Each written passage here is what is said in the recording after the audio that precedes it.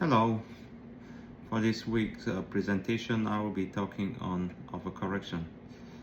So positive punishment has various forms of intervention, and overcorrection is one of them. So I'll be talking about it this week.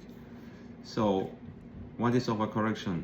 It is a behavior reduction tactics in which, contingent on each occurrence of the problem behavior, the learner is required to engage in effortful behavior that is directly or logically related to the problem behavior.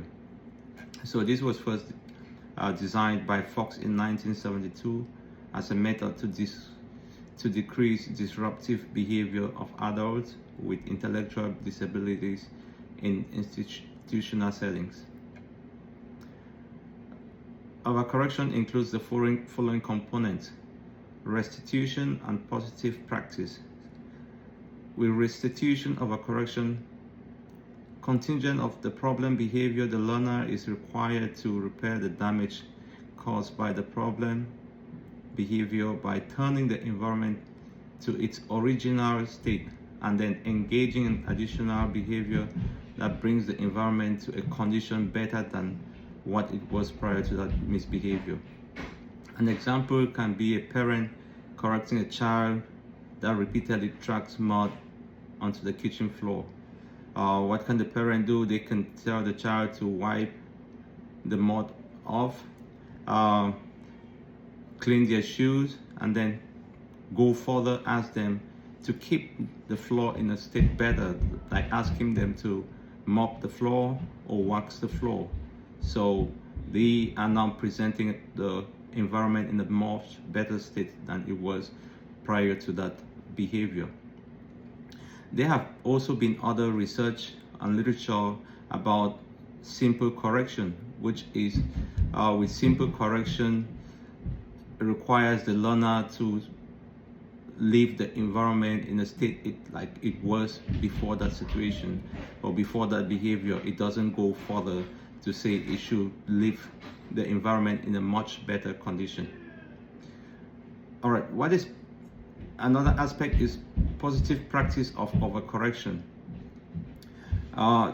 With positive practice of overcorrection, contingent of the occurrence of the problem behavior, the learner is required to repeatedly perform a correct form of behavior or a behavior incompatible with the problem behavior for a specified duration of time or number of responses.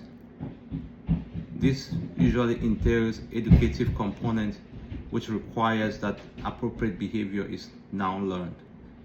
So usually it's alternative behavior to the bad behavior. An example can be a child breaks an irreplaceable object in the house. What you can do is the parent can make the child perform an alternative task for a given amount of time or duration. Say, wash dishes 5 times, or wash dishes, for a given amount of time for 2 minutes every day. So this can also be applied in behavior. So positive practice of overcorrection can also be applied in behavior that requires for items that can be repaired or restored.